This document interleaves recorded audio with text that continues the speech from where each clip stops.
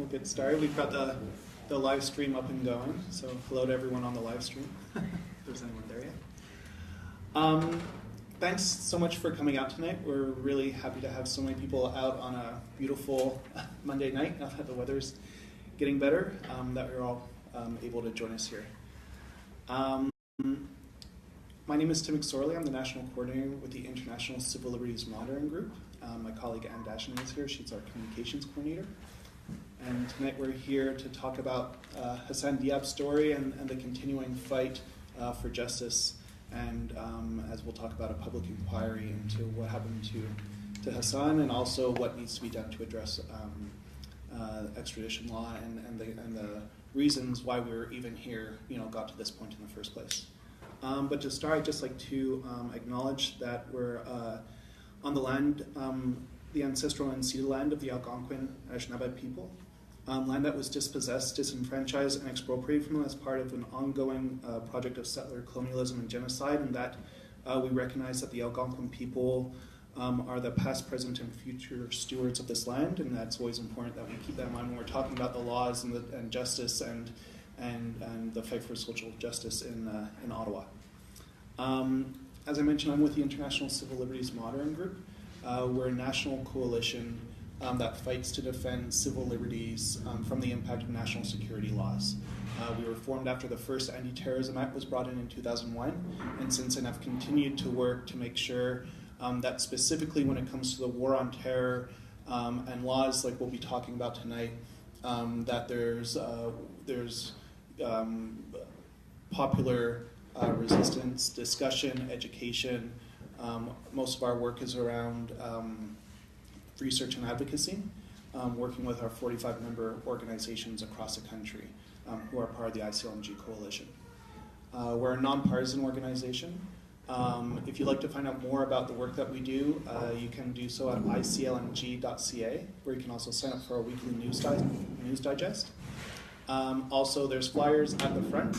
And most of our support comes from our member organizations, but we also accept individual contributions. So if you're interested in supporting our work, there's information about that at the front as well, or on our website at iclmg.ca. This is the fifth event in our Human Rights and National Security speaker series. That's generously sponsored by CUPE, the Canadian Union of Professional Employees. Public Employees. Canadian Union of Public Employees. Sorry to all the CUPE people in the room. Apologies. And after this one, we'll be taking a break for the summer, but are planning to be back in the fall with a whole new series of events. If you're interested in finding out more about some of our previous events, all the live streams that we do are also archived on our website at iclmg.ca. Some of the previous ones have looked at issues around torture, issues around Islamophobia, looking at Bill C-59, the new National Security Act, and other aspects of national security and human rights in Canada. But I think now would be the best time to turn to the panel tonight. I'm really honored and glad to have with us Hassan Diab, Rania Tfaily, and Don Bayne. ICLMG has tried to do our part in supporting Hassan and Rania in everything that's happened over the last 10 years. And it's really an honor to be able to get together tonight with them and with so many people in this room who I know have also been part of the support committee to talk about what's happened, and also importantly what can be done next to make sure that a case like this can never happen again. So just to do some introductions. So the far end is Don Bayne. He's a partner with Bain, Seller, Ertel, Carter. He received his LLB from Queen's University, an LLM from the London School of Economics and Political Science, and an MBA from Queen's University. Mr. Bayne has practiced criminal law exclusively for more than 40 years. He has been designated a specialist in criminal litigation by the Law Society and has conducted trial and appellate advocacy at all levels of courts in Canada and at public inquiries, Somalia, Arar, Yakabuchi.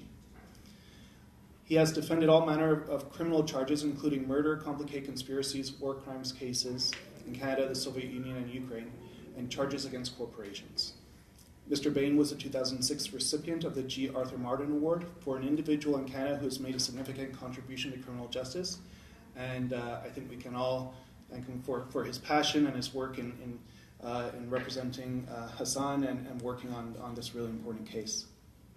Next to him is Rania Tfaily. Rania holds a PhD in demography from the University of Pennsylvania. She has taught various undergraduate sociology courses, studies in population, quantitative research methods, sociology of the family, women in contemporary Middle East studies, among others, as well as graduate courses in social statistics and demographic analysis. Her research has been published in highly regarded refereed journals in the field of demography in 3 different research areas: educational inequalities, health and aging, and marriage and fertility.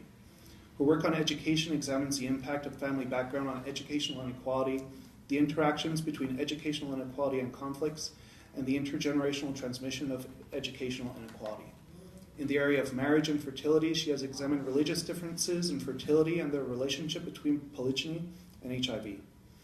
Her research interest in sociology of health focuses on racial ethnic disparities in health in Canada and the United States. Rania has supervised and mentored a number of graduate students and has acted as a consultant on data analysis. And I think most of us in the room know her for her tenacious fight to bring justice for her partner Hassan while he was in prison in France, and for being an incredible both spokesperson and force behind the push for social justice. And so thank you, Rania, for being here. And finally, Hassan Diab, right next to me. Hassan was born in Lebanon and studied sociology at the American University of Beirut. He received a PhD from Syracuse University in Syracuse, New York. He became a Canadian citizen in 1993 and moved to Ottawa in 2006. Until October 27, 2007, Hassan enjoyed and engaged in productive public life, including teaching, publishing, research, and traveling internationally. He was well known in the Ottawa community. Of course, in 2008 was when all that changed, when he was arrested for extradition to France, and I'm sure we'll get into the details tonight.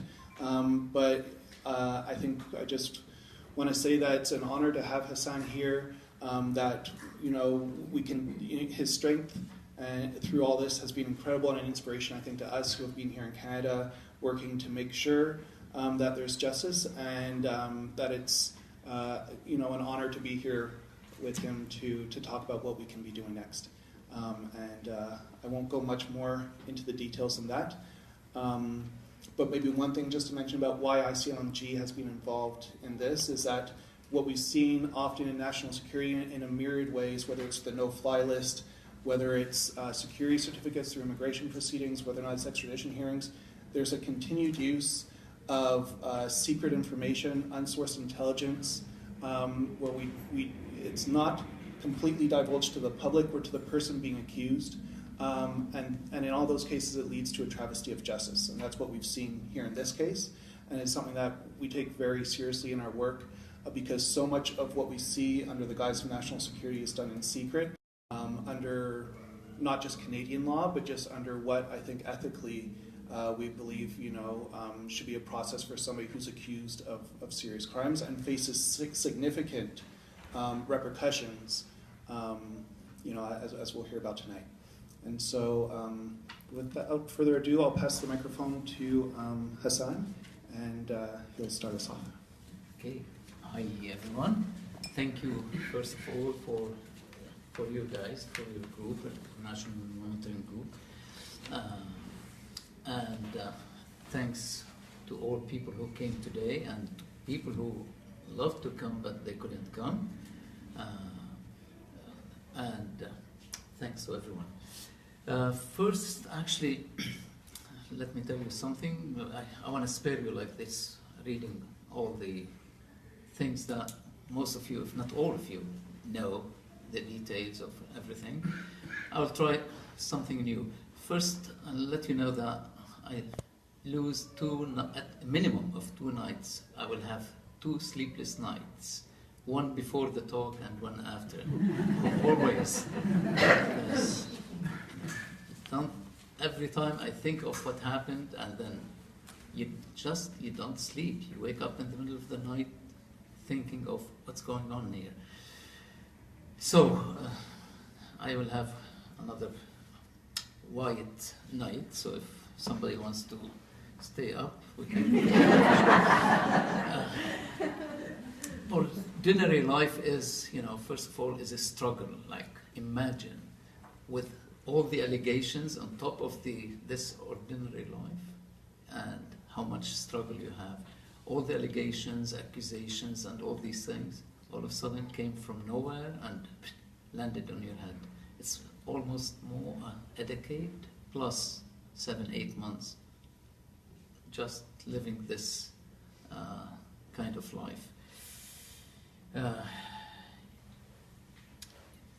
First of all, I would like to say also, this kind of struggle is different than regular, things that people face when they are accused of something, because you have here a different new factor, that is the extradition law. The extradition law simply is not covered by the Charter of Freedoms and Rights. It's not. Many people think, oh, it is. No, it's not. So you are alone, fighting an uneven or uphill battle where 99.5% of the times people lose.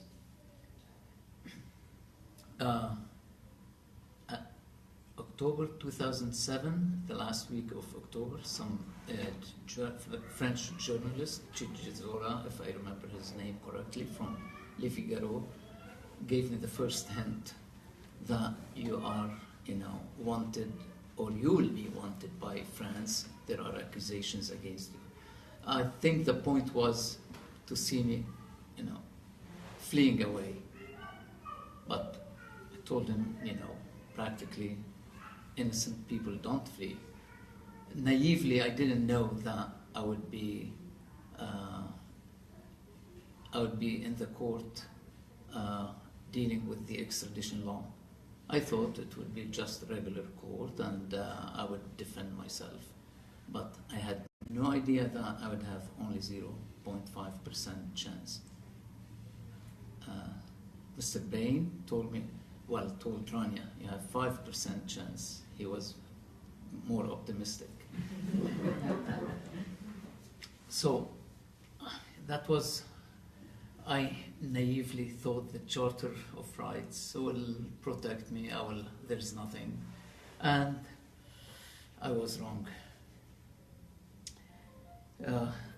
I will, look at the 10 years, and I just looked at it, and there were at least seven different stages. The first stage, I was practically with a few people, with the family, the lawyer, and few friends, alone in the boxing ring, when you have all other powers, everybody, from the aggressive media to the police to everyone against you, really leaking stories, writing horrible stuff about you, and spending 4 or 5 months at OCDC, which is, many people think it's, a civilized place, a place. When you see the French prison, this one is much worse than the French prison or any European prison. This is the first stage where your life is upside down. And you have one thing you see every day at OCDC, something like, oh, I will spend the rest of my life in a French prison. There was no way out. The second stage, this is when we started fighting back. We started with this very small but dedicated group of people. With the lawyer, the first lawyer unfortunately wasn't very helpful. Then luckily we found Mr. Bayne, who fight really hard to at least to start to get the bail. We had, as you know, draconian bail conditions that lasted for 6 years exactly from, well, 5.5 years, but 6 years from the day I was arrested on November 2008. It was a tough life. 6 years, 6.5 years, sorry, 5.5 years. You forget about everything else in the world and you focus only on what's happening in the courtroom. We had for years of extradition hearings. I will go to the stage 3 with the extradition hearing in Ottawa, which revealed the flimsiness of the case. The case was like even about to collapse. Things were, even with the 0.5%, chance to win, we were about to win. We know later on, we knew lately that we were about to win, and as the Department of Justice lawyers there, they admitted this in the CBC obtained letter. Stage 4, they postponed the hearing for some reasons. They didn't say why. They knew, but they didn't tell the court nor the defense. But in stage 4, there was some cheating going on. The lawyers, Justice Department's lawyers, were playing under the table with the French authorities to do what they did later on. And that takes us to stage 5, going to France. They succeeded in just extraditing me. They didn't care about the law, they didn't care about the innocence or anything like that. We succeeded. And we saw actually a few things from some papers we got, they were so happy at the Department of Justice that we extradited him, and France will never return him. That's what they thought. And in France, this is how things go in terrorism cases. Nobody won a case. Maybe according to my French lawyers, that was the first time somebody was accused of terrorism that didn't go through the whole process till the end, trial, and then conviction. That's why it's a precedent case.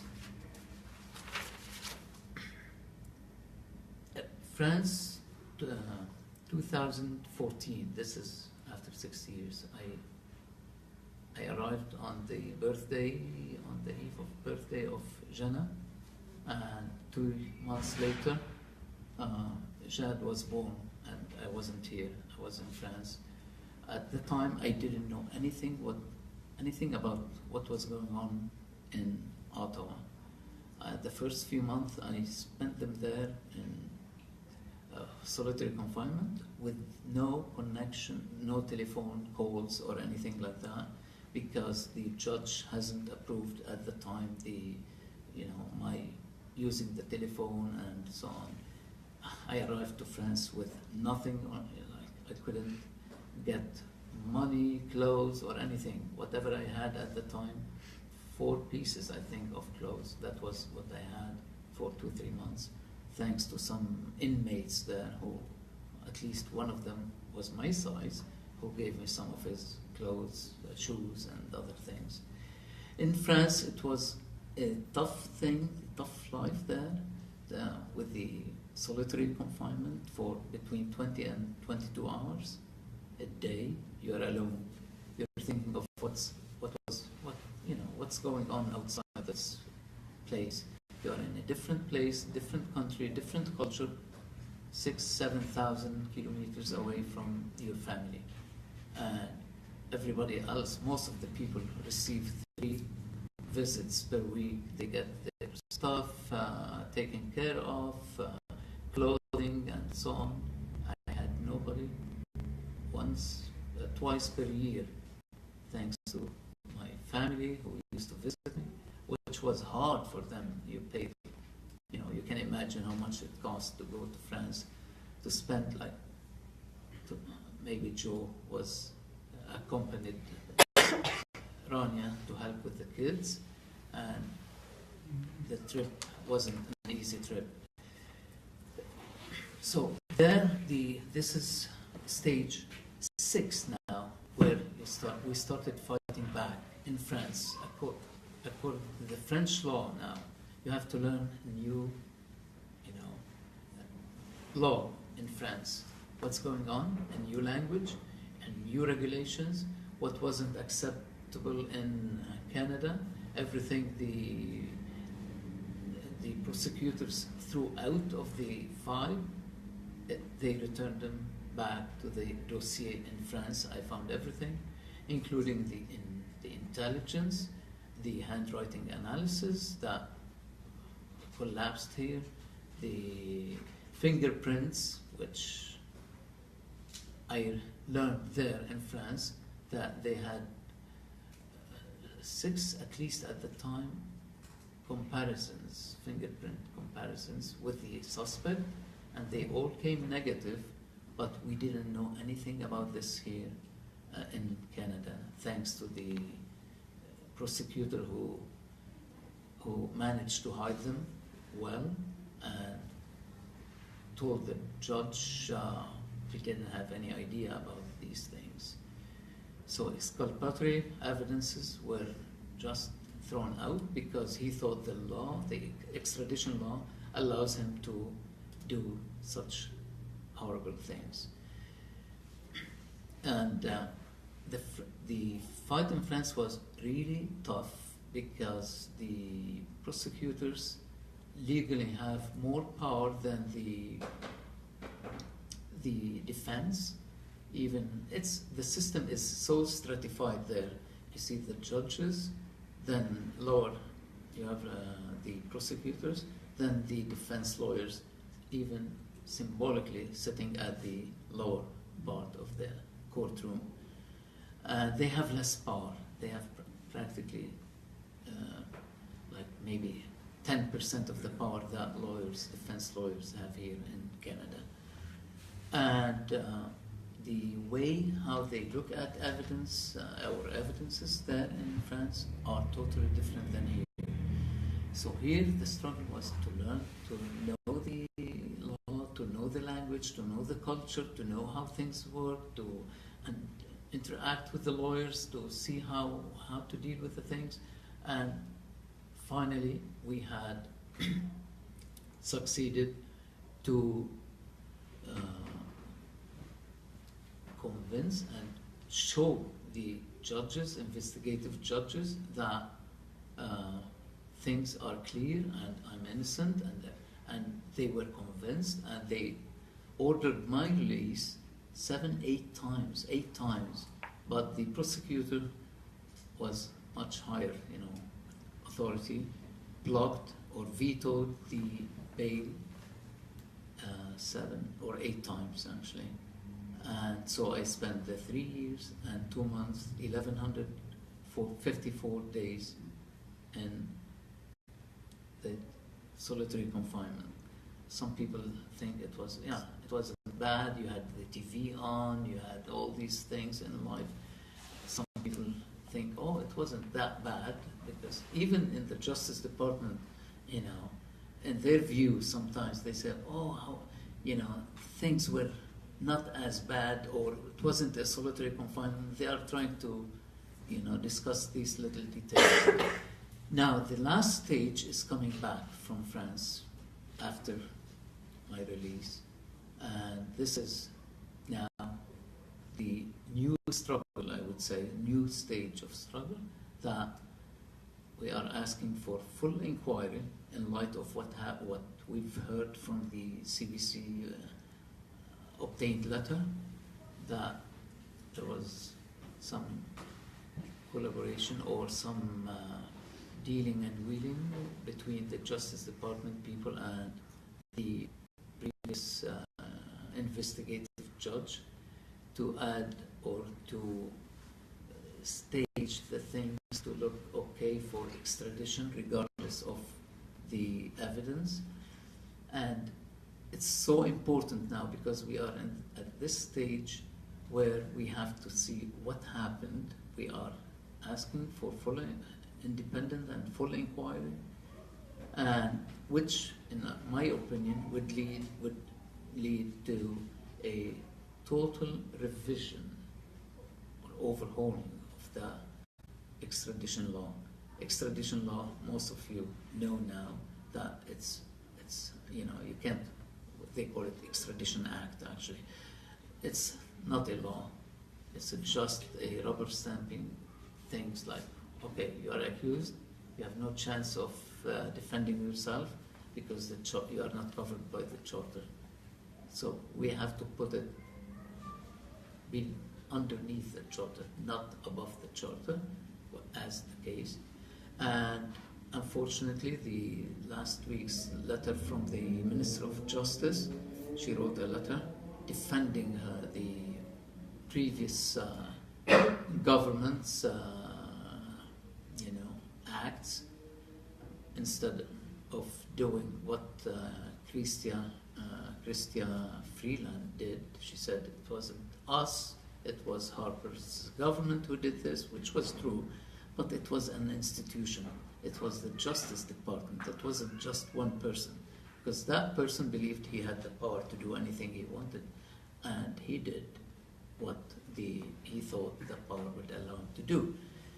So the insult came from the Justice Minister, who didn't even send us a copy of the letter. As you know, it's fine to send it to the BCCLA and to Alex Nevi, but also it would be nicer if she has CC'd us at least. The person who spent the 1154 days in jail is here, not somewhere else, and she defended everything at finally only what she felt like. Nonetheless, like he's spent 3 years. She didn't say 3 years and 2 months in jail. That I have asked. She didn't say whom she has asked to start this external review.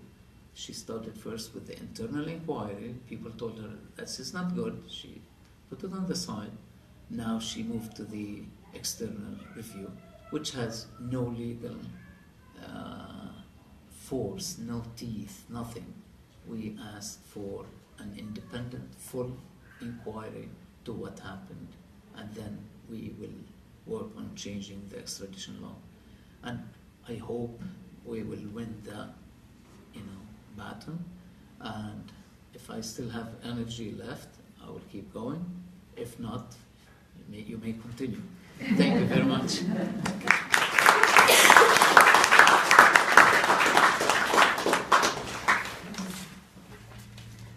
Many thanks, Tim, Anne, and ICMLG for organizing tonight's event. And I also would like to thank you all for attending, as well as for your support over so many years. I don't think Hassan would have returned back to Canada if it were not for the offers of, of course, Don Bayne and all of you. So thank you. I will be talking about my reflections and observations based on my experience over the past 10 years with Hassan's arrest, his release under harsh bail conditions, and then his extradition to France. So I would like to make 6 points. The first point is that the RCMP aggressive surveillance can have devastating impact on people as well as their families. So even though Hassan was never charged, in 2008 he was aggressively followed by unidentified people in tinted cars in a very aggressive way, including an attempt to get into our home. Hassan reported all of these incidents to the Ottawa police, who told him to continue his life as normal, We didn't know it then, but it was the RCMP who were doing this surveillance, and they already contacted the Ottawa police saying that, we are in charge of this. So the Ottawa police did not even bother to help us. And it is really very stressful to be followed by people. You don't know who these people are. Are they trying to harm you? Are they going to try to break into your house to get something? During that period, I remember there was stress, and there was also so much tension with us. And it is akin to psychological torture because you have no idea what is going on. The Muslim community is disproportionately affected by such tactics, and there is neither recognition nor care to how much such tactics can wreck families as well as the lives of innocent people. The second point that I would like to make is that arrest is one of the most shocking experiences, not only to the person arrested, but also to their families. Suddenly someone is arrested, they are taken to a jail. For most people, you wouldn't know where the jail is, what are the rules, how to visit, what are you allowed to do. For example, I could never contact Hassan. I would wait for him to call me, and he can only do that occasionally. Visits are very much restricted. You go there and you wait, and if you get to have a turn that you are allowed to visit. And for the first month, when he was on solitary confinement, we would, whenever I would visit, there would be a room and there is a big glass between us, and then we would be talking through that glass. So you can't even physically, stand next to a person in a table, and these are people who are supposed to be presumed innocent. So if this is how we treat, the presumed innocent, what hope there is. Also, as part of the arrest, there are other things that come. In Hassan's case, as well as in many cases, there are photos that are splashed all over the media. There are all of these negative articles, negative spin on everything that, really affects one very much because you are reading them and you are trying to process what happens. And also, in our cases, our homes, work offices, cars were all searched by so many people. So even though there were absolutely no allegations against me, this is an attack that happened in 1980. I was 2 in 1980. So despite all of that, I had all my computers, including my work computers at Carlton, confiscated. RCMP officers went over all my personal items, my letters, my emails, and of course many of these have been shipped to France. And I always wondered, why are they targeting me? There are absolutely no allegations against me. My work office is separate from Hassan's work, and I always wondered whether the fact that I am Muslim, then this by default means that I'm suspicious, and that maybe we can get something through her because she's a Muslim person, so she must be a suspect. And such searches are not just a gross violation of privacy, but I also see them as a form of state-sponsored psychological assault, because all of your personal life are being read and are being looked at by all of these strangers. And these are your most inner personal things. Both the RCMP, the French officials, went over all of these items that were seized. There was absolutely nothing even remotely of interest. Yet this was never acknowledged, neither in court nor anywhere else. So they don't say, we looked at all of this stuff, you are right guys, there was nothing, we apologize for this invasion. No, they take it as, they are entitled to do whatever they want to do. The third point is that jails are meant to dehumanize. I think there is a deliberate policy of dehumanization. Arrest of a family member is very disorienting in the sense that even small tasks can become daunting. And one has to navigate jails and the legal system, and the stakes are very high. I remember at the beginning, I was really not only disoriented, but I didn't know what to do. Even basic stuff of how to schedule, a visit, how to bring clothes, how to transfer money. And not only there were no resources available to families, but frankly, I have never encountered any guard at the jail at OCDC that was remotely helpful or remotely sympathetic. I mean, it was really that bad that you would go there, and my feeling is that because you are a family of someone who's suspected or who's accused, then by default you are guilty of something, and they are there to treat you really awful, to make it a lesson for you for being, a family member.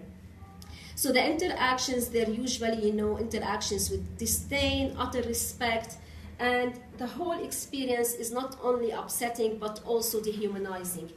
And, part of the motivation of, getting Hassan out on bail and working with Don Bayne, of course, the large part, I hope, was that so that Hassan is out. But I have to say that, there was some part which I felt I really don't want to go to this awful place. So, there was, also personal motivation for me. And I couldn't imagine, I would go there a few times per week, and I would come back, so upset. And, Hassan was living there every day, and he was interacting with the same mean people every day. And how do you take it? How do you retain your insanity in these dehumanizing times? My fourth point is that racism and sexism are well and alive even in the court system. I understand and appreciate practices in adversarial systems such as cross-examination, but I think what often happens, especially for women and racialized persons, is that bigotry and sexism is camouflaged as cross-examination. And I do think that our ethnic identity and religion played a key role in how the Department of Justice and the prosecutors treated us.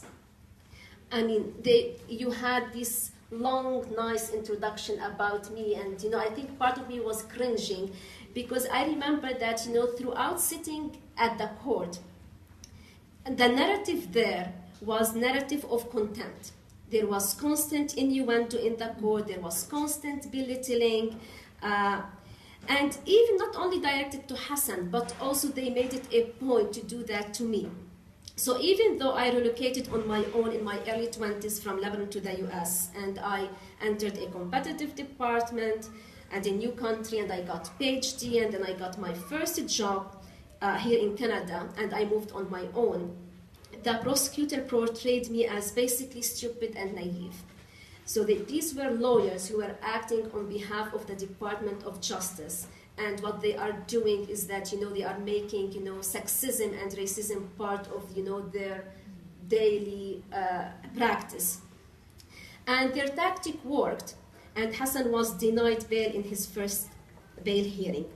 When Don Bayne became Hassan's lawyer and applied for bail, or he wanted to apply for bail again, one of the issues that we discussed is that having the chair of my department come to testify about me in Hassan's bail hearing. The chair is a wonderful person, and I am very thankful and grateful for him that he came to testify on my behalf, especially that the coverage of the case in these early days were awful. But the fact of the matter is that I needed a well-respected white man to come and testify on my behalf so that I'm taken seriously and perceived fairly in the legal system. Talking on my own behalf was not sufficient. My fifth point is that the bail conditions have become a form of punishment.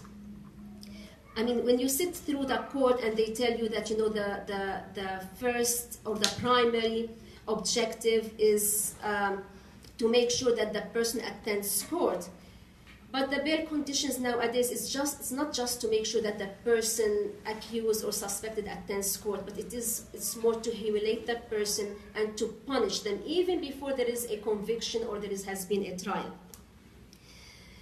I believe that this is because there is an increasing fear and reluctance to release people on bail. There isn't much concern, if any, of having innocent people imprisoned or living under harsh bail conditions. That in Hassan's case, nobody so far has said, we were wrong, on putting you under these harsh conditions for all of these years, that we shouldn't be imposing such conditions, harsh conditions for a long time. And there is no review, there is no care.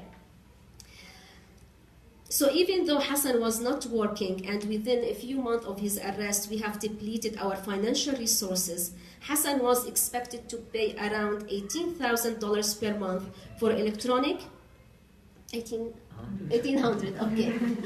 Sorry. For electronic monitoring or risk going back to jail.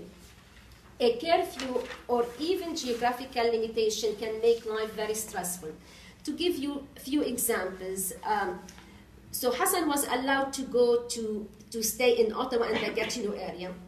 So there were 2 times in which we would go to the Gatineau to buy some stuff, and then if we take the highway, and if we happen to miss the exit, then there is frantic, right? We are frantic, we are extremely stressful until we find the next one so that we can come back. Because if the RCMP knew that or realized that, it means that, you know, they are going to argue, especially the prosecutors at the Department of Justice, that he breached his bail conditions. They are going to take all of the money from the sureties. They are going to throw him in jail.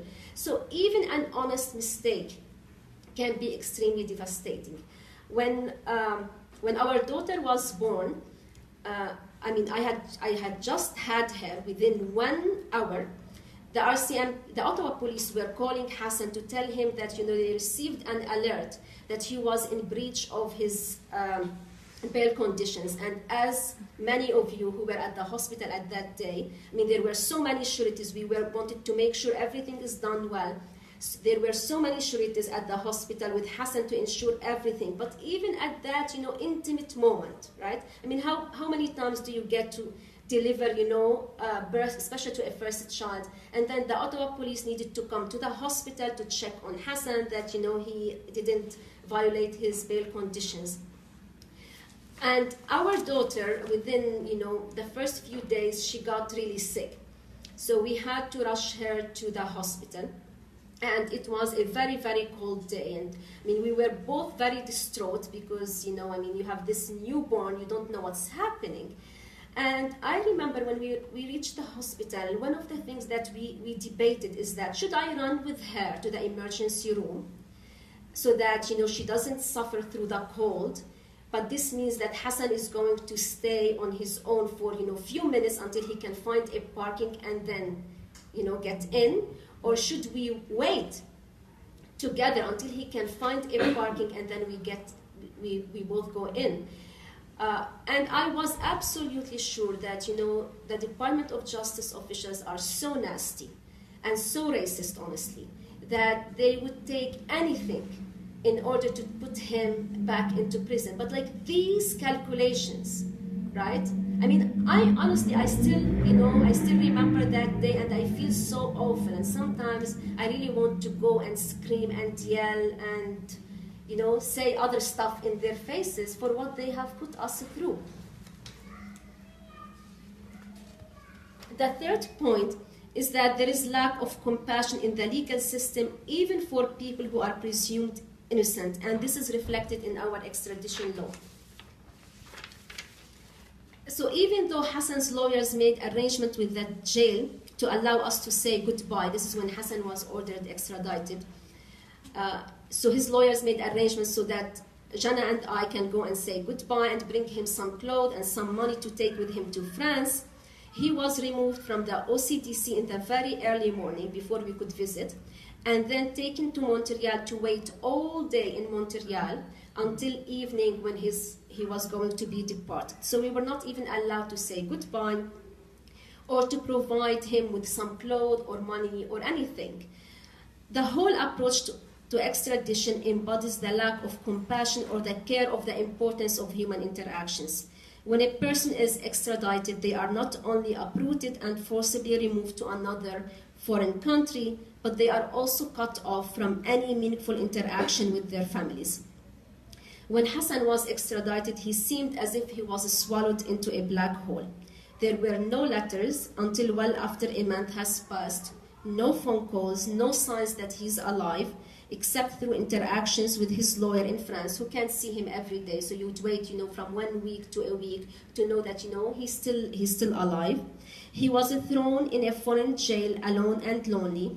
He didn't know the language or the legal system and had almost no family or connections. Just the simple task of trying to figure out how to send money to him took so much time and so much energy. It took him a few months before he was able to start calling regularly. And to visit him, we had to travel thousands of miles and pay thousands of dollars so that we can see him 3 times per week. Each time is about 45 minutes. So that's all we are allowed to see him. I believe that our approach to imprisonment and justice needs serious overhaul, not just the Extradition Act. Nastiness, meanness, dishonesty, and depriving people from contact with their families, which is really our experience with the justice system, would only make our communities worse and contribute to so much pain and suffering, including to innocent people and their families. We might, argue about the rules of law, and we can, tweak this law here and there. But I think if you look at how the police treat suspects and their families, how the prosecutors treat people in court, it is all awful. And I think all of this needs to change. Thank you.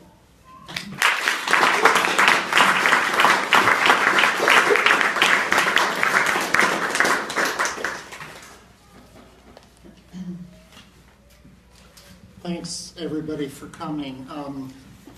I said to Rania before the evening started, we have to count up the number of church basements and halls and towns, Kingston, Queen's University, Ottawa U, where we've talked about this case and what went wrong. But when people say thank you for being here, it really is important what you're doing, being here. You people probably undersell yourselves. You are why democracy works. You get informed, you care enough to come out and listen to issues that matter, you believe in civil liberties and rules, and that's the hope for our society. It's not all the big shots, it's the people at the heart of the country. So if you haven't had too much already, just to tell you where we are now, I decided I wouldn't so much make a speech as read you the letter I sent to the Prime Minister, because it kind of outlines where we are and why what the Minister of Justice has proposed isn't good enough. Dear Mr. Prime Minister, Lewis Carroll's parody of justice, Alice's Adventures in Wonderland, had the King of Hearts calling for a verdict before any evidence, only to have the Queen of Hearts outdo him, urging, no, sentence first, verdict afterwards. Canada's reigning parody of justice is the Extradition Act, 1999, and the jurisprudence it has produced. Together they unfairly threaten the liberty of every Canadian. The manifest injustice of the case of Dr. Hassan Diab is a pointed example, although we can all learn from it and make it an important turning point.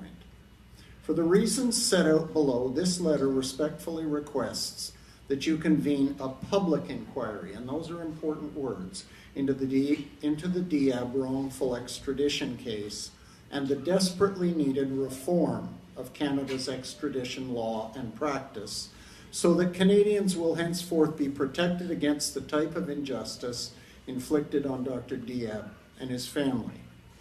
You have, sir, initiated a lessons learned exercise in response to the injustices revealed in the Diab case. Let me just digress from the text here for a second to say we, all of us, are thankful, particularly to Minister Freeland and also to Prime Minister Trudeau, for their work behind the scenes in bringing Dr. Diab home. This is not a diatribe against the Prime Minister or his government. They've been helpful.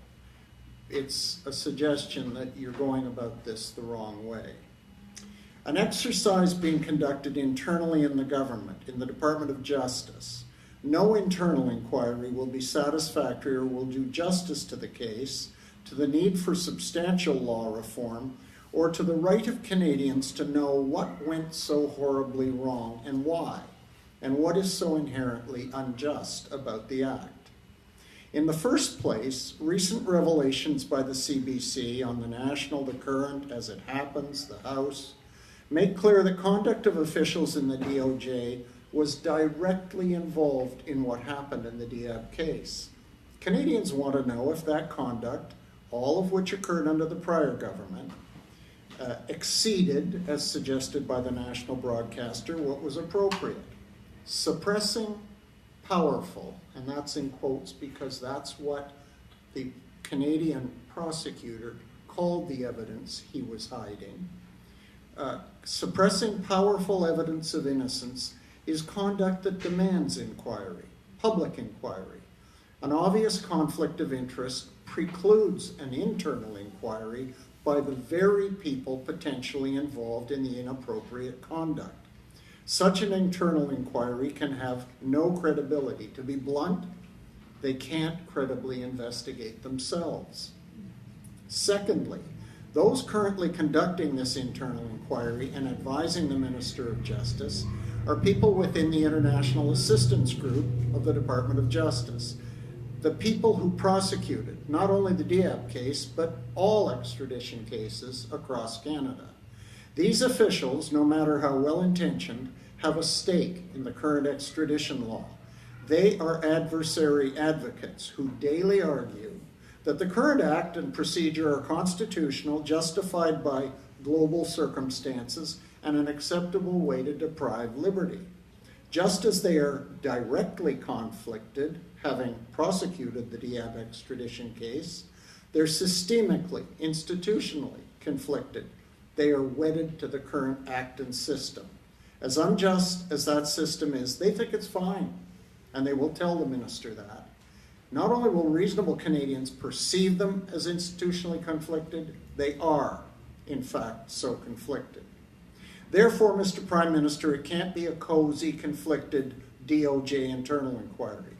To be just and credible and seen as such, it must be an independent of government public inquiry headed by a distinguished judge or judges. That way Canadians will get the facts and findings they can trust. Such a public inquiry is compatible with the transparency you have championed. And that is important too, to remember the commitment of this government after the last to transparency. On Tuesday, May 29th, 2018, the Minister of Justice, having received numerous calls for a public inquiry, wrote that the Diab extradition process had in fact afforded Dr. Diab with appropriate procedural safeguards and charter protections. She added that nevertheless, her whole letter was a defense of the act and the conduct of the Department of Justice in having Dr. Diab extradited. But she added that nevertheless, she had asked for an independent external review of the matter. Now, she said in her letter that was because he spent 3 years and 2 months in prison. I mean, the reasoning made no sense. Aside from the clearly arguable message she gave that due process had been afforded to Dr. Diab, the minister's vague, ambiguous language is troubling. Who has she asked? You see, an external review is not a public inquiry, and I'm going to explain the difference. Who has she asked? Don't ministers direct inquiries? What is an independent external review? And what does matter? She called it an external review of the matter. What does matter encompass? There must not, in the Diab wrongful extradition case, be a political, cosmetic whitewashing of the serious defects of the Extradition Act or the questioned conduct of DOJ officials. A public inquiry under the Inquiries Act, commissioning a respected judge to conduct a public inquiry and having the power to compel witnesses and documents is what is owed to Dr. Diab and his family, as well as to Canadians who need to be able to have confidence they will know what is wrong with the Extradition Act and whether the DOJ conduct was appropriate. So that's a key difference. Having the power to make witnesses come, testify under oath, so they can't say, no, I don't want anything to do with that. I can't talk to you, I'm busy, I'm at a meeting. And subpoena documents that you have to know the DOJ will not voluntarily surrender because they're very embarrassing to them. And what, sir, is so very wrong with the current Extradition Act? What has caused the author of the leading Canadian legal text, Canadian Extradition Law Practice, to state startlingly at the outset of his book that, quote, "This is the least fair statute ever to be passed into Canadian law." That's a textbook on law that starts with that sentence. 1. The Act unfairly deprives liberty. Retired Chief Justice Beverly McLaughlin recently stated in a public speech that liberty is at the heart of a democratic society's justice system. Her exact words were, quote, "that most precious thing, without which everything else is worthless, his liberty or her liberty." The current Extradition Act requires no sworn evidence at all to deprive a Canadian of that most precious thing. Because extradition is a poorly understood, seldom media-reported backwater of Canadian law, that will come as a shock to most Canadians. No sworn evidence? Liberty is at stake in all criminal proceedings, and loss of liberty in your own country is serious and severe. But foreign extradition imperils liberty even more extremely. The subject of extradition is sent off to a foreign country. You heard Hassan and Rania describe its consequences. You are far from family, far from friends, supporters, a known culture. As in Dr. Diab's case, the subject may not even speak the language of the foreign country. So Dr. Diab's imprisonment for 3 years, 2 months was crushing mentally and spiritually. Under Canada's Extradition Act, no sworn evidence was required to take away Dr. Diab's liberty or that of any other Canadian. An unsworn allegation by some foreign official is all that's required. This is put in a document called a record of the case and sent to Canada. And even though extradition creates a more severe and punitive loss of liberty than domestic criminal law, it hasn't the normal procedural protections of the domestic justice system. Full disclosure of all the evidence, both for and against. Sworn evidence. Challenged through cross-examination. The foreign official who sends this unsworn allegation can't even be questioned. Can't even be questioned or challenged. Presentation of contradictory evidence by the accused person at an extradition showing innocence isn't allowed. You may be shocked to learn this. In your own country, that's the law. You can't call evidence about your innocence. The lawyers of the DOJ/IAG, International Assistance Group, argue that extradition must be a summary process, an expeditious one. Those are the words they argue all the time. This is wrong. Liberty's at stake.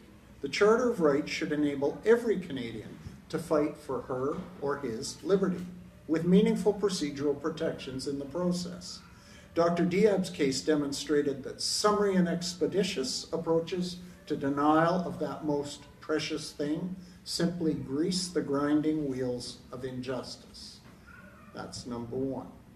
2, this unsworn allegation of the foreign official is, by our extradition law, presumed to be reliable evidence. The Diab case shows the folly of such a presumption. The record of the case against Dr. Diab, remember, this is unsworn, can't be challenged, and it's presumed to be reliable evidence.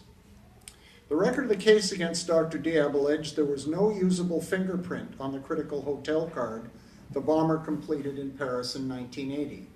The bombing suspect signed in at a hotel the Hotel Celtic in Paris in 1980 in October, late September.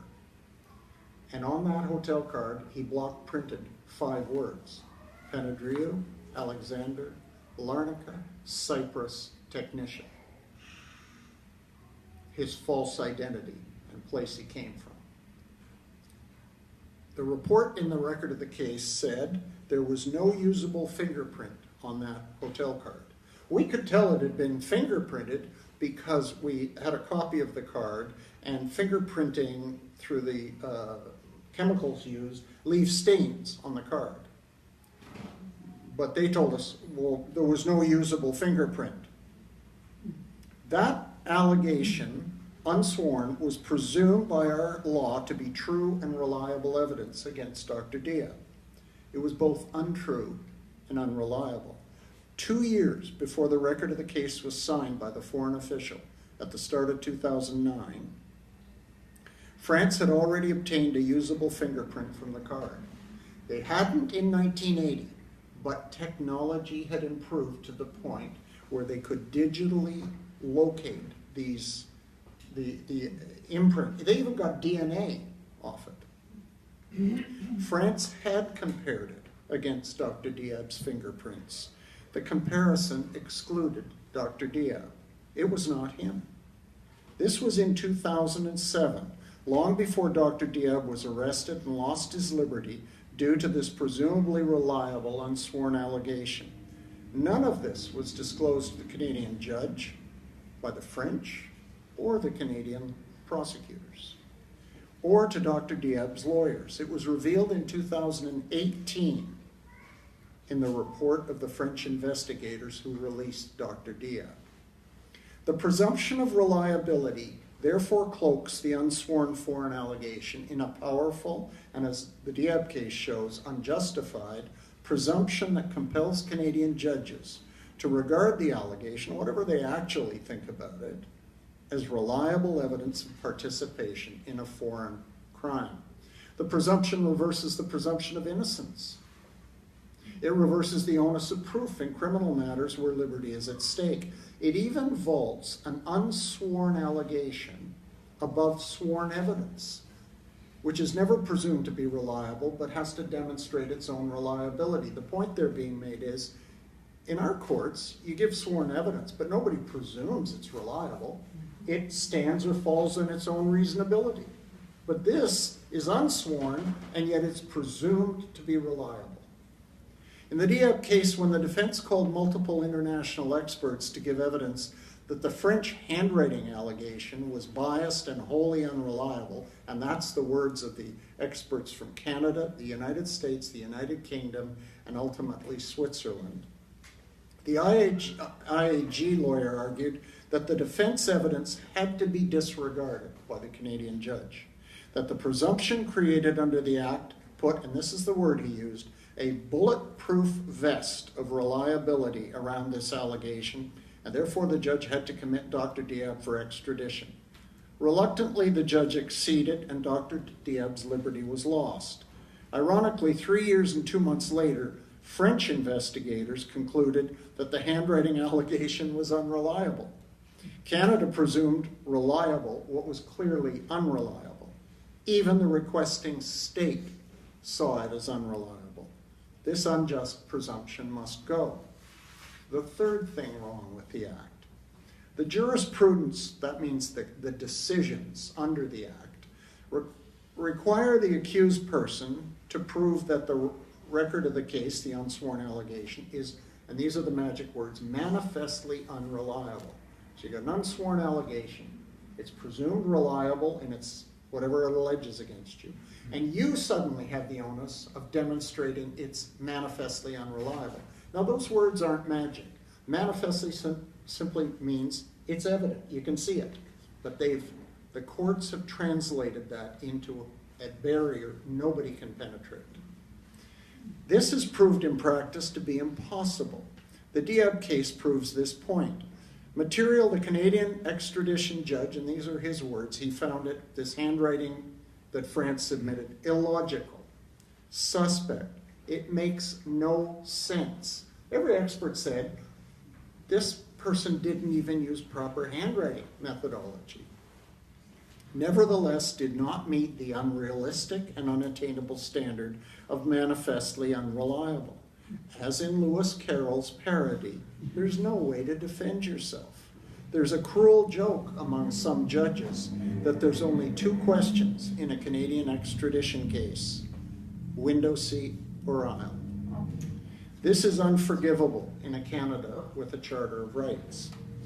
The fourth thing, there's no obligation on the foreign state to make full disclosure of their case. The foreign state can cherry pick what suits the foreign official and even omit clear evidence of innocence, like the bomber's hotel card fingerprint wasn't Hassan Diab's. In Canada, the Supreme Court long ago ruled unanimously that full disclosure is required in all criminal cases. Extradition is a criminal proceeding. Yet the DOJ IAJ lawyers withheld from the Canadian extradition judge and Dr. Diab, now this is subsequent evidence they directed the RCMP to obtain on Canadian soil, evidence they described as, quote, very powerful if not conclusive. And that evidence? Fingerprint comparisons of Dr. Diab with multiple fingerprints from the bomber's police statement in France. Not only did the bombing suspect leave fingerprints on the hotel card, he was subsequently arrested on a shoplifting. In Keystone Cops fashion, the French never photographed him, they never detained him, they just had him sign a statement and let him go, but there were multiple fingerprints he left on that statement. While Dr. Diab was going through the extradition case here in Canada, they secretly, the Canadian prosecutors, contacted France and said, send us that statement.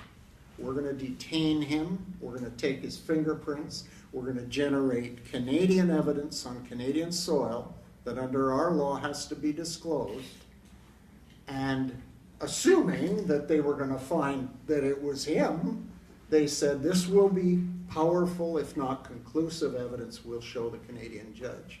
And it was powerful, and it was conclusive. And every single fingerprint that was identifiable eliminated Dr. Diab. And they did not show it to the Canadian judge, and they did not tell Dr. Diab or his lawyers about it. A Canadian principle of law, innocence at stake, requires disclosure even of privileged information, like the identity of a confidential informant. Yet the Canadian DOJ lawyers felt entitled by our extradition law to ignore this principle and to suppress powerful evidence of innocence. This is wrong and unjust. The fifth thing that sticks in any reasonable person's craw who learns about extradition is this. Extradition, in the kind of lofty language of the diplomats, is said to be based on internation comity. Comity is the magic word they bandy about down at that international assistance group. Comity is defined as this: the mutual recognition by nations of the laws and customs of others. You do for us what we do for you. Canada extradited Dr. Diab, a Canadian citizen, to France on the wholly unreliable allegation of a French officials, and both nations suppressed important evidence of innocence.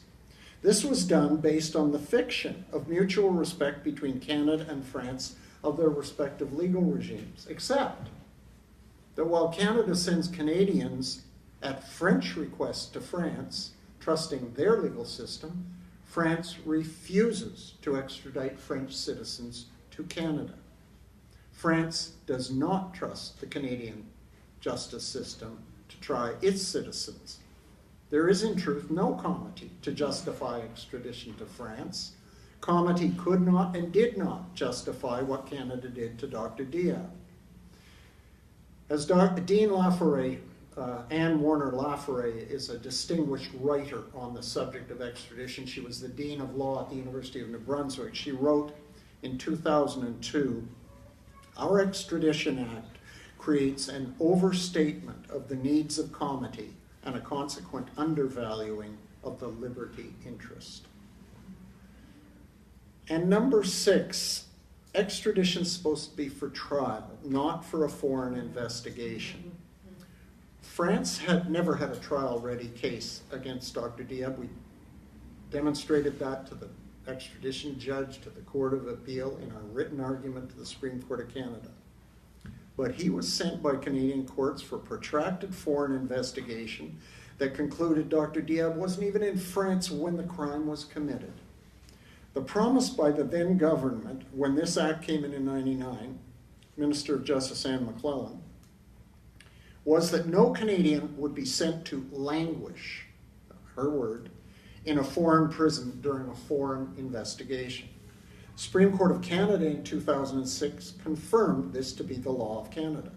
Quote, and this is Beverly McLaughlin, "The whole purpose of the extradition is to send the person sought to the requesting country for trial.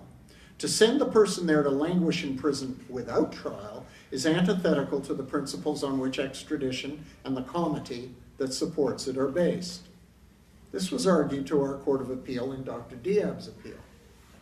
In a heartbreaking statement, that court said this, quote, "It is clear to us that the appellant, Dr. Diab, will not simply languish in a foreign jail." 3 years and 2 months of 22-hour-a-day solitary confinement without trial isn't languishing. The Supreme Court, without reasons, dismissed Dr. Diab's application to appeal the Court of Appeal decision. Canadian courts simply failed Dr. Diab. Such is the legal culture in Canada toward extradition, the expectation that inevitably extradition will be granted. And finally, the 7th thing that's wrong with it is that while Canadian ministers of justice have a discretion, after all the courts have got through with this, to refuse to surrender the Canadian to a foreign state, when it would be, in their opinion, unjust or oppressive. That was submitted to the Minister of Justice in 2014, Minister Nicholson, and we said it would be unjust to surrender Dr. Diab on an allegation that, quote, "didn't make sense at all," quoting from the extradition judge, and for a foreign investigation instead of a trial, France never having a case fit for trial. And what did he reply?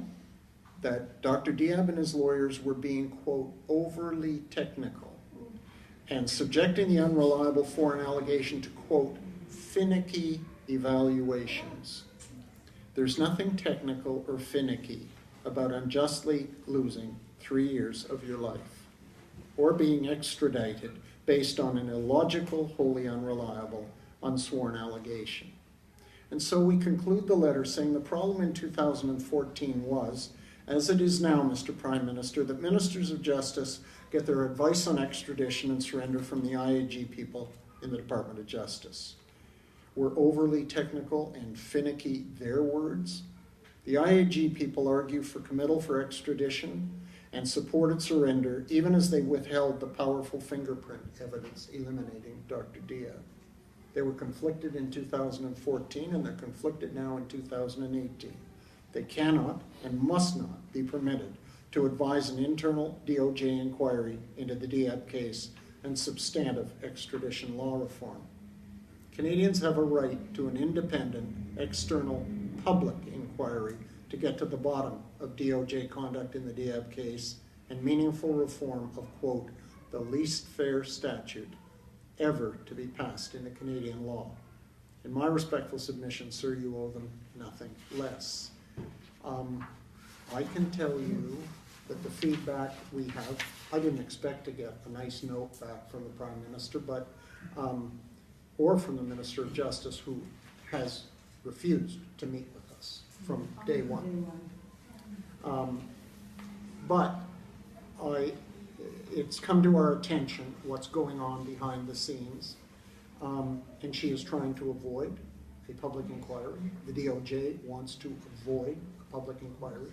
They don't want to have to face a judge with the power to compel them to give evidence. What did you do? Why did you do it? Show us what you were writing to France. Show us all the relevant documents on this.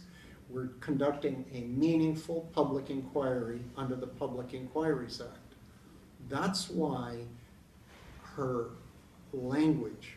Well, I've decided, despite the fact we did everything fine, to have an external review. She's just trying cosmetically to put a Band-Aid on this and make it go away. It's all politics. And that's the fight that now we have to fight. We fought our government at the start. We fought France and our government together. And now we're back to fighting our government again because they don't want to do the right thing, even though it wasn't them.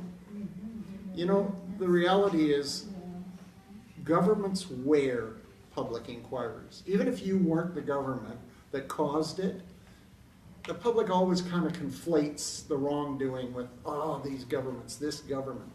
And they don't want to wear that political stain. It's all political calculation.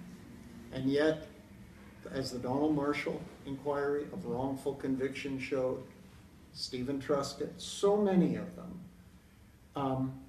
public inquiries get to the bottom. Walkerton, the Blood inquiry, the Arar inquiry. But they're trying to do less for Dr. Diab in a case where, I mean, I was counsel on the Arar inquiry as well. What the government, our government did to this man and his family is much more overt than what the RCMP kind of bumbled around at the behest of Americans to Mayor Arar. This is arguably worse, and they're trying to avoid a public inquiry. So, this group, and all of you individually, if you write your member, if you write the Prime Minister, if you make your voice heard, you hear, you obviously care, and this is happening under your noses. So it's, look, the Prime Minister has a lot of things on his plate. He's been told to go to hell by the Americans and all that nonsense, and good for him for standing up. But this is something he owes to all of you and to Dr. Diab and Rania and their children, is to have a public inquiry, not some cosmetic thing like who's going to conduct this external review? Is this a person with connection to government, with connection to prosecutors, with loyalty to the government, to make it go away quickly, to not be expensive to conduct? So that's where we are right at this moment. Thanks.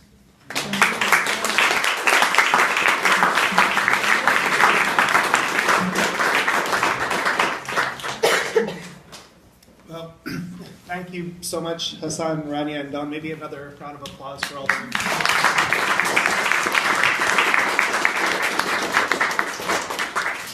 It's hard not to sit here and think that it's been 10 years, and you know, as Hassan, you were saying, you have sleepless nights every time you have to give one of these talks, and it's really a privilege that you continue to share this and continue to fight to make sure, you know, that obviously that there's justice for you and your family, but also for anyone who comes after him, for people whose stories we don't. I thought that was off. I'm sorry. For people. That's embarrassing. Sorry. You know, for people whose stories we haven't heard, because it's clear. Hassan, you mentioned that it was in a CBC article recently that something, was it 99.5% of extradition that's hearings, people up for extradition are extradited. So, you know, there needs to be some digging into who else has suffered through these kinds of injustices. And I think that's an important reason for why we're here tonight, and I thank all of you for being here. We probably have about half an hour or so for questions. I think you've covered the issues extensively, but I'm sure there's questions, especially maybe on what can be done next. So we'll pass around the microphone, and we'll just ask people to please try to keep to questions. Although at the same time, I know there's people here from the support committee, and so if there's things that you'd like to add about the campaign going forward, you know, we'd also be thankful for that. So I saw a hand here, and then here, and then at the back. So we'll start with those three, and then we'll pass the microphone back up front. Yeah. Actually, I'm not sure if it's long enough, so maybe if people are comfortable either standing up or speaking loudly, that'll be enough too. Yeah, I just had a question for Don about the extradition judge who said we had no choice, et cetera, et cetera. He should have had a choice. Why couldn't he make that choice and say, no way we're going to extradite in this case because of the conflicting and unreliable and so forth evidence? Could he have done that? Or would he have faced, like, execution? Not at all. You're right. In fact, another cruel irony of this case is that he reasoned that he wasn't allowed to consider the evidence of all the international experts about the unreliability of the French handwriting opinion, because that would be something that had to be reserved for trial. And even though, how else is the accused person supposed to show the unreliability of a handwriting opinion? As I said to him, you can't call a baker, you can't call your neighbor, you call experts in handwriting, and it's up to you to say if the accused person has shown this is manifestly unreliable. And one of the cruel ironies is the Court of Appeal said he was wrong in that. He could have, but they said they wouldn't intervene with his conclusion. So, look, when I wrote in that letter, the Canadian courts at every level failed him. At every level, they failed him. Every single court failed Dr. Diab. And lawyers, often worry about saying things like that, particularly about appeal courts, because you have to go to the appeal courts, and the appeal judges are very stern. I'm way too old for that. They failed. Even the Supreme Court of Canada failed. Yeah, and then we'll go to the back. Don, I'm wondering if you cast your mind back legally, Truscott, Arar, and all the other cases where a public inquiry has been forthcoming, what's the tipping point that moves that resistance from government to saying we have to do this? I think enough public pressure. Yeah. I think public pressure is key. The government has to sense that this has now become a political decision they're making on behalf of calling the inquiry. In other words, it's always political in the sense that what's the cost benefit for us of having but they have to be made to feel there's such a groundswell, such a demand. There has to be media focused on it. And the CBC so far has been helpful, and are still interested in this story and what the minister is and isn't doing. The key media people for the CBC who are covering the Diab story were at the G7, and they're just back. And of course their heads are spinning because of what the Americans did and undid and the name calling and unprecedented stuff. But that hasn't diminished their interest in this case. So that letter that I read to you went verbatim to the Globe and Mail and to the editor. Will they ever print it? It's long, but it's a public issue. I don't think most Canadians know all those really shitty things about our extradition act, and I think they'd be interested to read it, and they'd probably think that's wrong. We shouldn't. Don't we have a Charter of Rights? What is this? And so I think that's the tipping point. Of course, when you get to it, depends on competing issues, the issues of the day, but if it's allowed to go quietly, they won't do it. We got to create pressure. Capture a microphone. Yeah, for sure. This is important. Take my glasses off so I can see. As an intergenerational child warfare, genocide, and missing and murdered Indigenous women and girls survivor, I have been affected by the adverse effects of a Canadian colonial Crown Corporation of Missing and Murdered Indigenous Women and Girls National Inquiry, including protecting perpetrators of genocide, crimes against humanity, war crimes, and crime of aggression. This includes the police, all police. What will you be doing to address the colonial violence and intergenerational pathology of Columbus syndrome and ensure a fair process with your inquiry?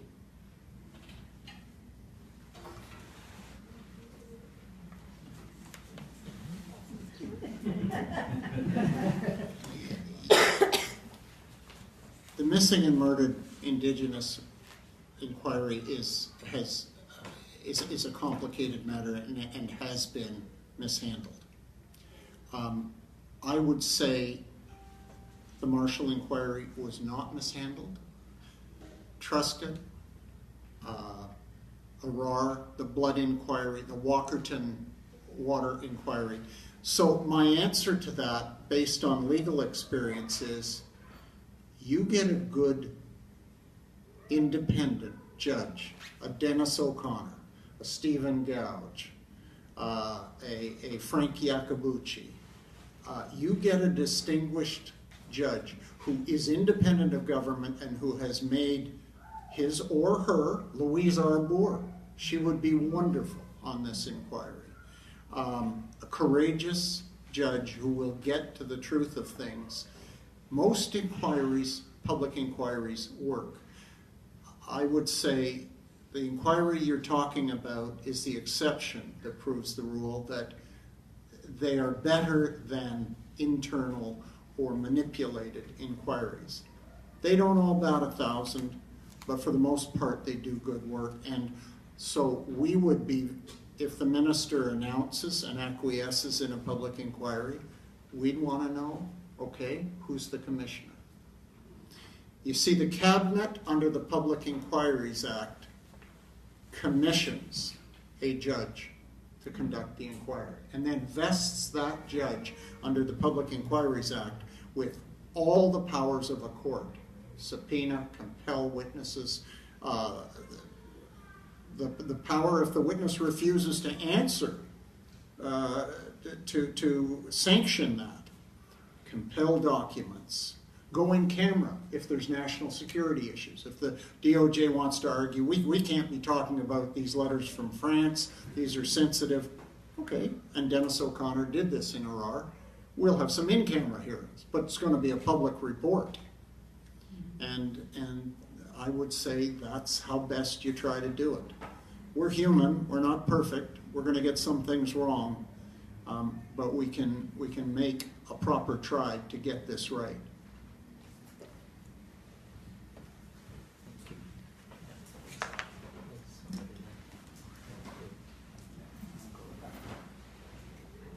I guess I have a three-part question. They're not very long, so if you'll just bear with me. Is it a criminal offense for a bureaucrat to suppress important evidence? It has a pretty high standard, and it would be obstruction of justice. It's certainly another issue is whether it's professional misconduct in the Law Society. So those are both open avenues, and I don't want to suggest that these people were committing crimes intentionally. One of the questions under this is, did the current provisions of the Act convince these two lawyers in the justice they didn't have to? If so, we got a real problem with that Act. But quite frankly, even beyond that, was it remotely reasonable for them to think they were entitled not to do that? So there are potential, I would say, professional repercussions more than, are they going to be charged? Not in a million years. The DOJ lawyers are not going to end up getting charged by, they work with the RCMP all the time. Okay. And I guess the other addition to that are there civil cases that can come out of this, or does this come after a public inquiry? Dr. Diab's been asked about that many times. He, on his return from France, there was a big press conference at Amnesty International, and most of the media there were shocked to hear he doesn't want any compensation. He doesn't want money. You can't put a price on what happened to him. He wants to rectify the law so this doesn't happen again. And I think many Canadians who aren't as involved as you folks are jaded by these reports of so-and-so who was mistreated got $5 million, so-and-so, and they think everybody's in it for money. And Dr. Diab has said from the start, I don't want anything from me. Look, I was helped by a lot of people in the support group. I'd love to be able to pay them back, and if the government wants to do that, that's fine. We'll give you a list of the bills, all the French lawyer bills we had to pay. But I've never heard anybody even discussing starting a civil case against the government. Thank you. Hassan, did you have anything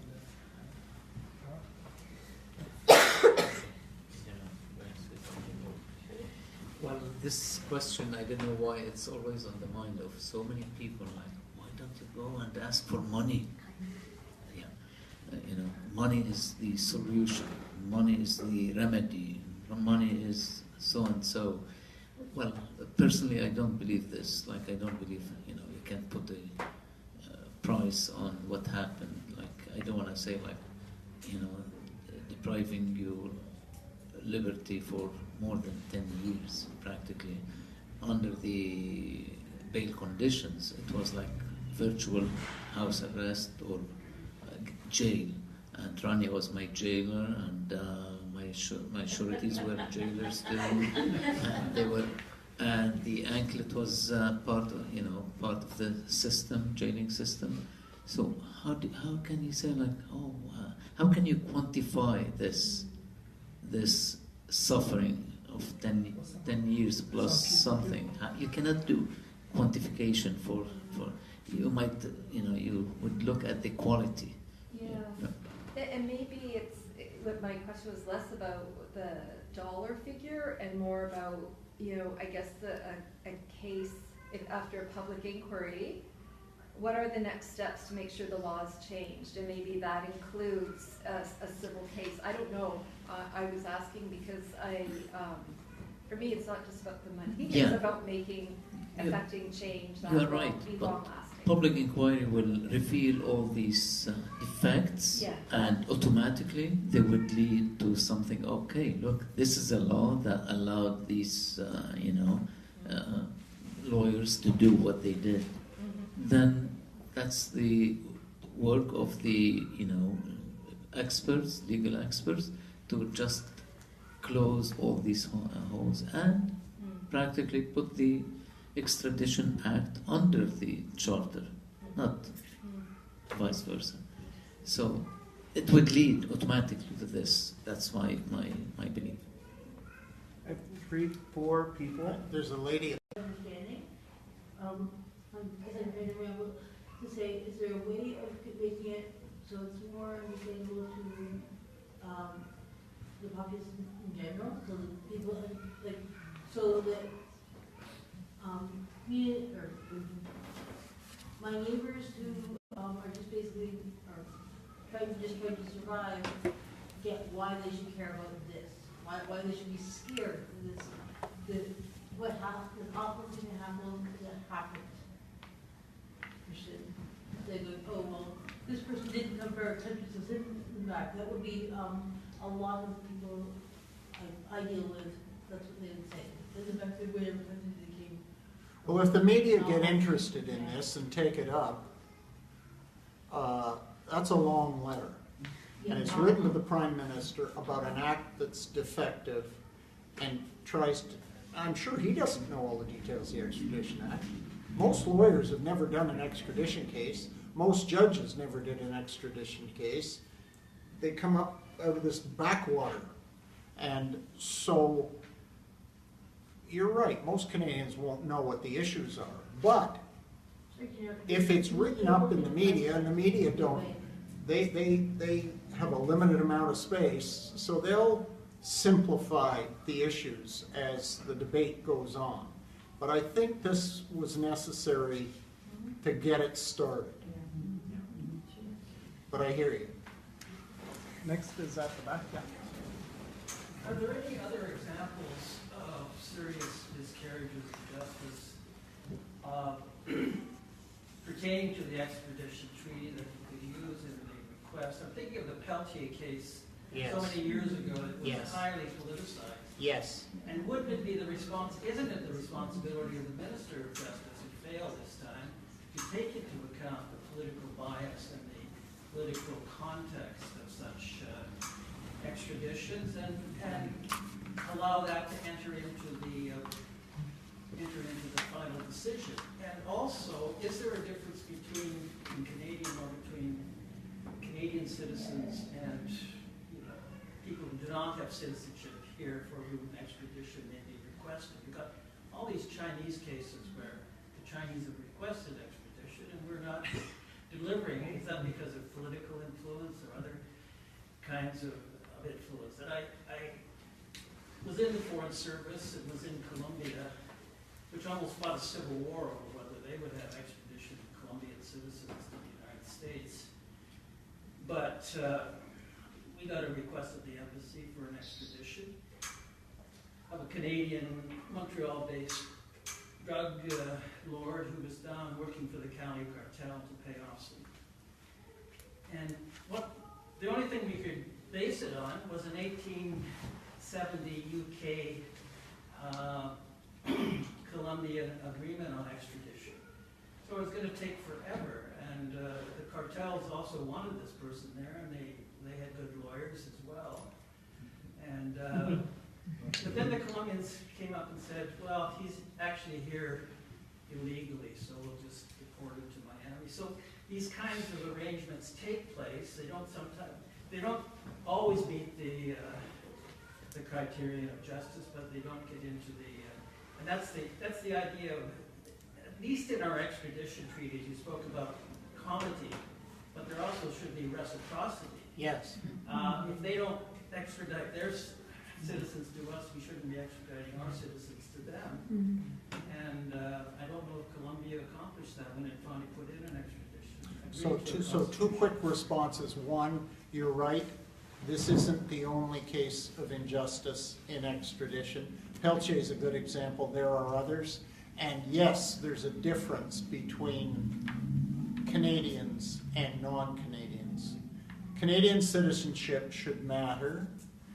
And, the Court of Appeal in Dr. Diab's case said, well, he wasn't a Canadian in 1980. And that's, you think about that. Oh, so now we've got two levels of Canadian. You're not a real Canadian. Like a dumb statement by, frankly, a court that the three people who decided that case did not distinguish themselves. And then here, and then in the back. I'd like to say something in regards to his comment as well. The fact that the individuals are not being held criminally responsible in the Department of Justice, and you said, they're not going to be charged professional misconduct, perhaps, but under our treaties, everyone is a treaty person. There are agreements.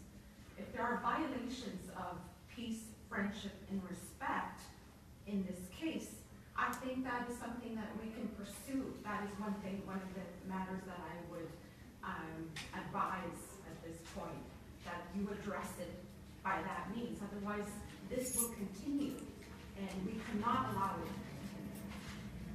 Thank you. I wonder if you can clarify something for me. I remember being on the steps of the courthouse, hoping to get good news that the Supreme Court would take the case.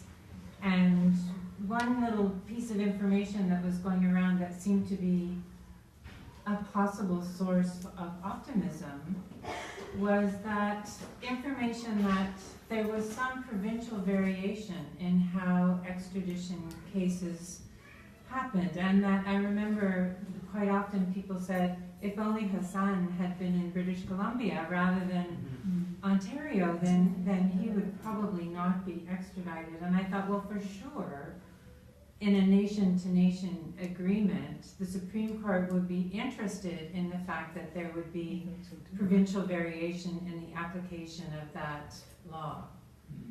So is it true that there's provincial variation in the application of this nation-to-nation agreement?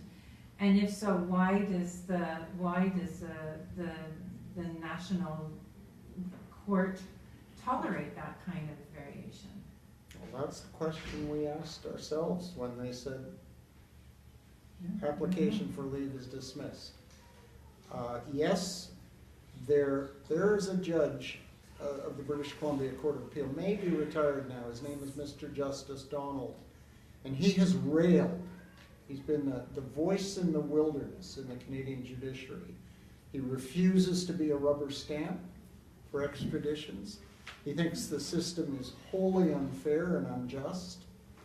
I understand he's coming to a meeting in September at Dalhousie being organized by a professor involved in this issue to speak. And for a while, he was very influential on the British Columbia Court of Appeal, and BC was different. But the Ontario Court of Appeal is very influential. Other courts of appeal have followed the Ontario Court of Appeal, which has very restrictively interpreted the Supreme Court's decisions about extradition. And they've kind of put Justice Donald out into the wilderness and the rest of the BC Court of Appeal. Now, not at the time of the Diab appeal, is pretty much in line with the rest of the country. But at the time, we thought exactly that. If for no other reason, they've got to hear this because there's provincial disparity here. We only have a few more minutes, and there's 3 people who have shown that they wanted to ask a question. So I was thinking maybe we could take a quick question from each of the 3, and then go to our guests for a final wrap-up. And the 3 I have is here in the pink shirt. I think you had a question. Oh, no, next to you. Oh, no. Did you have a question? No, I did. Oh, you did. Okay, so it's Joe, and then behind you in the black shirt, and then Kevin in the t-shirt there, and then we'll have to wrap up after that. Okay, I just want to say I agree with Don's analysis that we have to go really grassroots to get this public inquiry, but the committee's running into a problem with that because it seems like people are so happy to have him back and they think we won a bit of a victory with the letter, and we're not getting the kind of responses we have. So what we need is another leak letter to the CBC, I think, to get things going again. But what can we do to really get the public going again? Because you may get a boost from the CBC in the next week or 10 days. You know something. Well, I might. Well, contact CBC and tell them that you want. Well, I think I don't think you need to contact CBC. I think the people working on this file on the CBC understand the issues. I think it's the politicians, whoever is your MP federally, and whoever, or this organization. Yeah. This organization can write and add its voice. Yeah, sign the parliamentary So petition. we'll go to you in the back, and then if we can take both questions at once, and then we'll get an answer together. My question is just coming off of what Rania was saying about how the whole process was just like with racism and Islamophobia.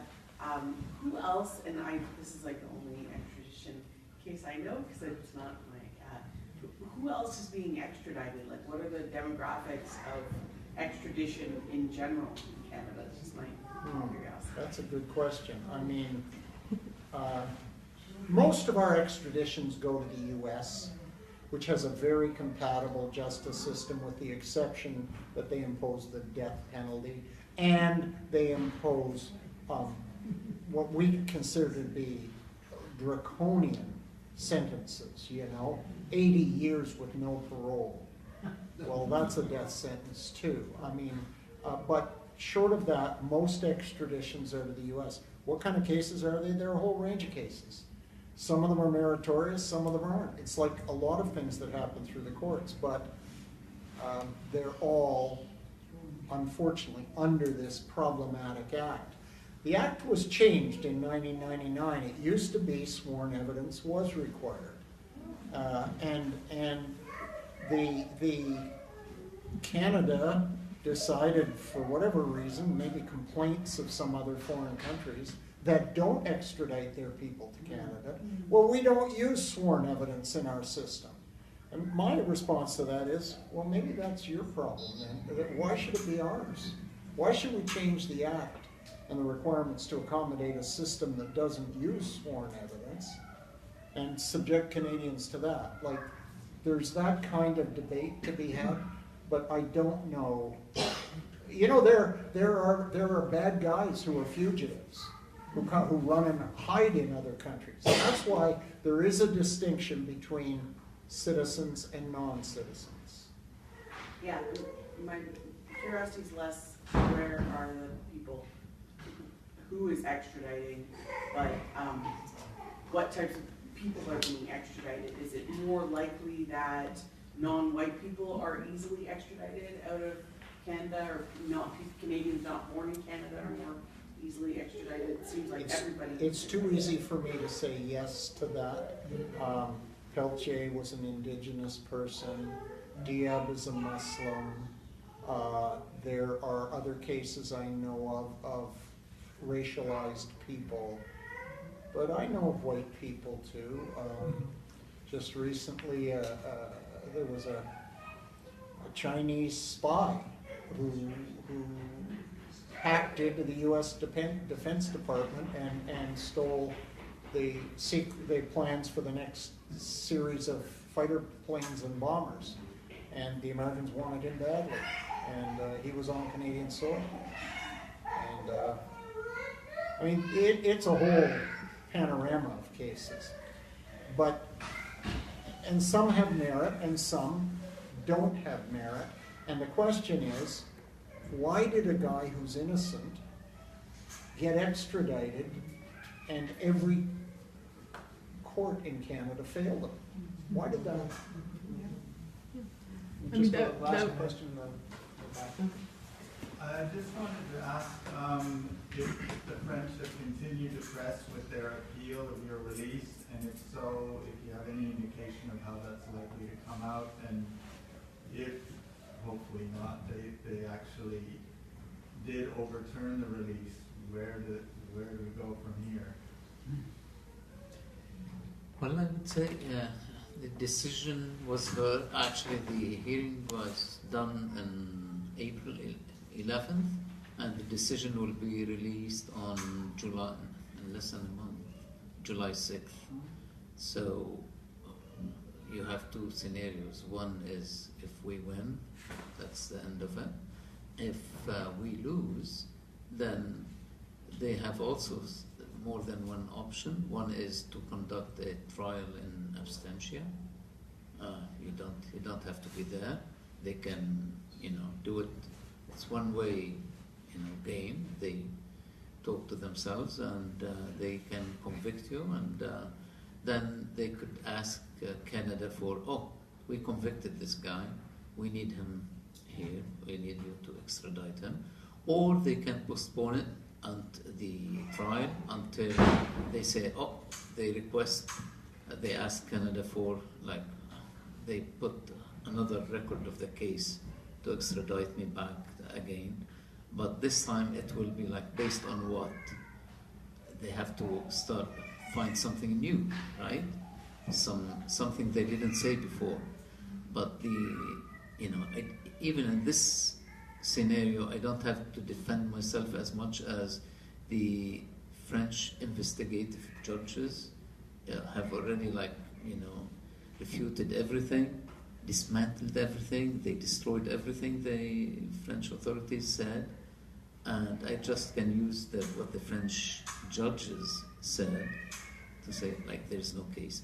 So it depends on, at that time, maybe the French would postpone it a little bit till hoping that Harper would come back. Or somebody, or little Doug Ford.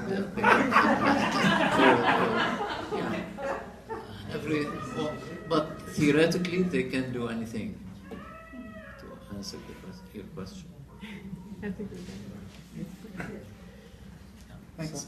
Somebody back there wants to go home. Yeah. Well, I think we'll leave it there.